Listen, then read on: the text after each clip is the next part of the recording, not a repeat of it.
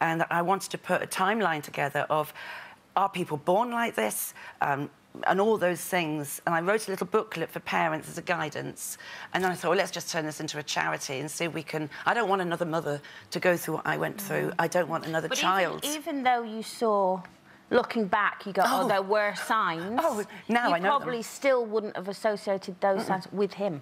No, because... he was a best friend. And I go back to stranger danger days, of course. You know, I'm a dinosaur. But the thing is, when you're being groomed, they approach you when you are very vulnerable. And they cherry-pick you. Who's vulnerable? So I was going through a divorce. So they up the ante. And then they're so kind to you, they're so giving to you, that you get lots of gifts and you become so needy of them. And then the loyalty kicks in. And what I didn't do, and I look back now, is I wish I'd listened to other people on the outside that said, he's not right. You know, he's weird. No, I can't, you can't say that, you can't say that, he's my best friend. You can't say that. And I said, you know, there's just something about him. And now I say to mothers, be like the bird and the cat. If you've got that quirky feeling, you're already being told, keep distance.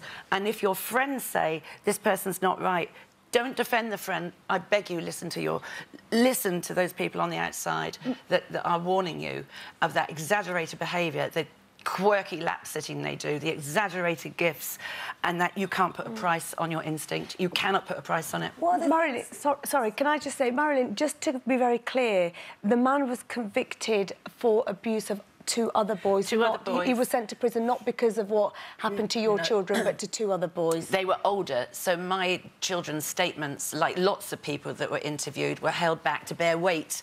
It's very difficult to get cases into the Crown prosecution and into the court. It's microscopic, the number of people that are actually convicted. So the more weight of evidence they have, where everybody's like almost proving the case. But the older people went forward because when, as you know yourselves, you know, when you see something in the courts, the younger people are given quite a brutal sensation by barristers, so they thought the older people would be more robust. So what happened... So that was another thing that was odd, is that I was so enraged that my son's names weren't on the charge sheet, so it was very unusual that somebody appealed that had nothing to do with the two people's names who were on the charge sheet. But then I knew the truth about my boys, so I fought it anyway.